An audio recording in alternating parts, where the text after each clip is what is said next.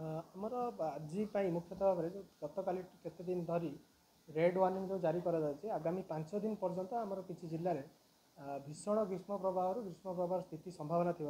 आगामी 5 दिन आम किसी जिला को रेड अलर्ट जारी करूँ। आगामी 24 घंटा आम पाखापाखि 10 जिला को रेड अलर्ट जारी करूँ जमी मयूरभंज, जाजपुर, केउझर, अनुगुल, ढेंकानाल, बौद्ध, सुंदरगढ़, झारसुगुड़ा, खोर्धा और कटक ता सहित पाखापाखि 16 जिले में आमर ऑरेंज अलर्ट रही हिट वेव पर 2 जिले आमर जमी नवरंगपुर और बरगढ़ में येलो अलर्ट रही जोटा कि हिट वेव पर हट आउ ह्यूमिड जोटा कि उष्म आर्द्र पाणीपाग स्थिति पुरी और कोरापुट को आम येलो अलर्ट जारी कर आसंता काली ये जो रेड अलर्ट जो माने भीषण ग्रीष्म प्रवाह जो स्थिति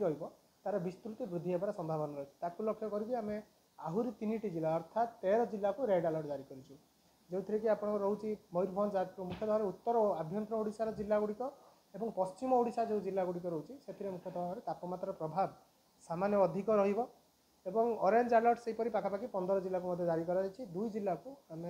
येलो अलर्ट जारी कर अर्थात जो रोचे आगामी 3 दिन पर्यंत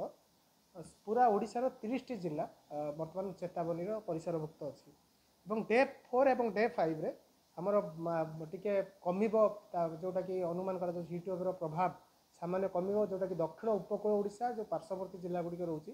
से सामान्य सामुद्रिक वायु आसबार संभावना रोचे जदिव तापमात्रा विशेष कम ना किंतु जो अनुभूति से कमिबार संभावना रोचे कारण कालबैशाखी प्रभाव किसी जिले रही संभावना रही पारे। आगामी 24 घंटा जोटा रोचे दक्षिण ओडिशा रे किसी जिले में आमर जो जारी करा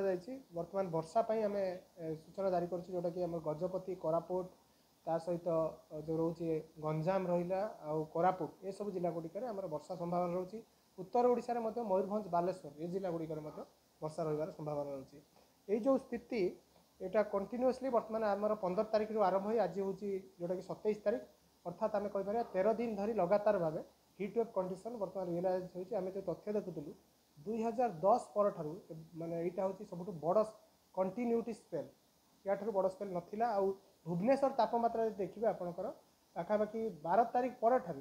क्रमागत भाव 40 डिग्री तापमात्रा अतिक्रम कर जोटा कि प्रथम थर पर यहाँ अनुभूति होती आज आमर जो पूर्वानुमान जारी कर भुवनेश्वर में से आप तापमात्रा 44 ରୁ 45 डिग्री मध्य रेकर्ड होबार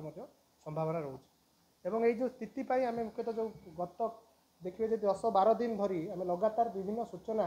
जो ग्रीष्म प्रभाव जनित जो सूचना जो कौन पदक्षेप रौन आपंकर करवा आवश्यक तो कौन न करवा आवश्यक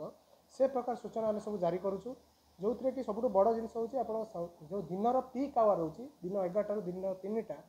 मध्य खोल आप विचरण करूँ ना से गोटे बड़ जिन कारण जी आप जेकोसी